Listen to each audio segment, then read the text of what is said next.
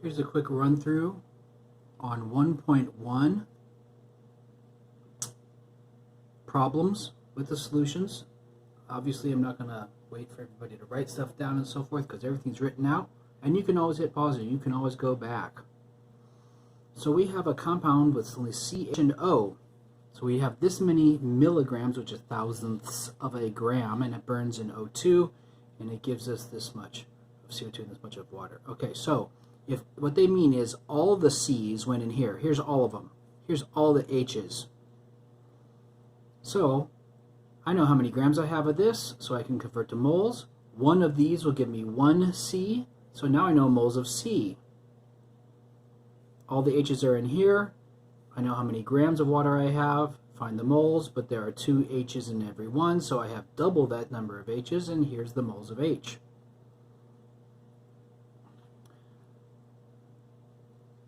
We're going to bookmark that number here and here. And here's the trick. Well, somebody's going to say, but what about the O? Yeah, you're right. What about the O? Well, we know the moles of C in the original and moles of H in the original, so we can convert that back to grams in the original. And we know the milligrams of the original, thousandths of a gram. So this plus this is the C mass and the H mass, and by subtraction, the rest is the O mass. The total original minus the C mass minus the H mass is the rest, which is ascribable to the O mass, and that can be converted to moles, and now we have a mole ratio. This many moles to this many moles to this many moles. And remember, we're finding the empirical formula, so we find moles and divide by the smallest number, and we get a whole number ratio.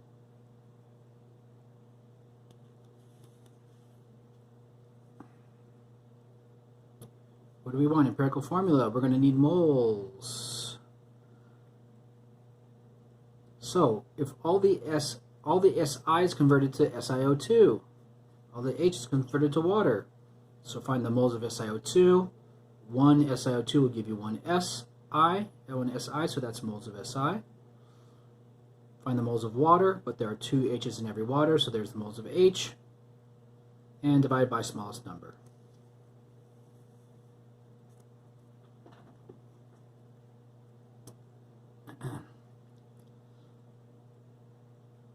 So the trick on number 6, and this is a really standard trick that's taught like everywhere,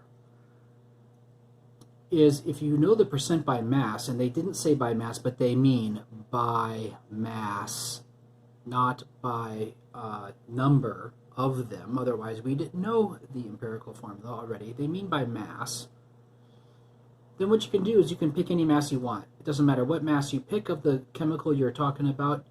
You should get the same answer. Let's make it real easy. Let's say I have 100 grams of it, because if you have 100 grams of it, then 53.3% of 100 is 53.3 grams. So if you'll say that we have 100 grams of your target chemical, because you really could pick anything you wanted, then all the percentages turn into grams.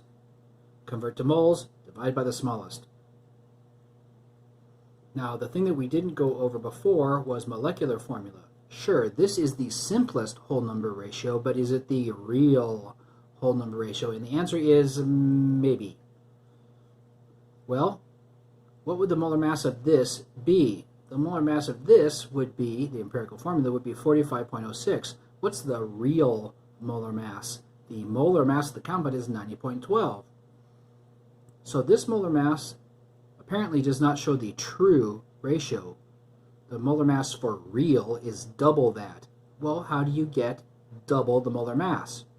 Multiply all the atoms by 2 and everything gets twice as heavy. So we're going to multiply everything by 2, and the real molecular formula is that.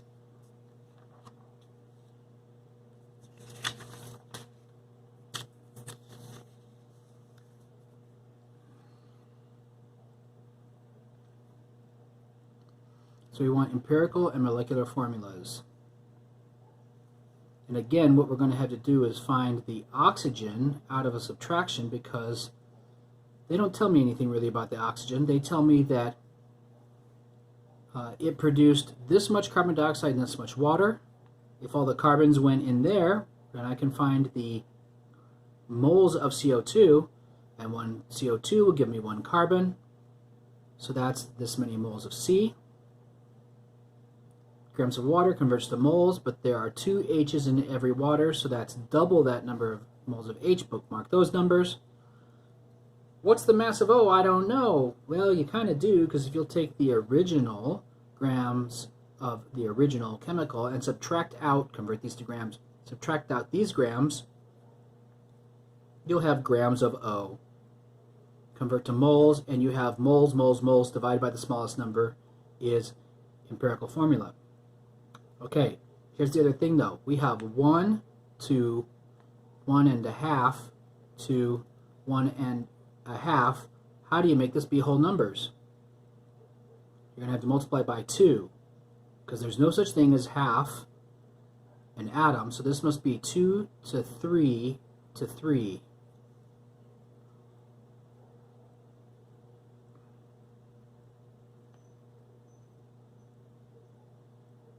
Is that the molecular formula? I don't know. This is the simplest ratio, but is it the real ratio? Well, what's the molar mass? The molar mass is really 150. What's the molar mass of this formula? 75. Once again, we're going to have to multiply by 2 to get the molar mass up to what it is. Multiply all the atoms by 2 and you get double the mass.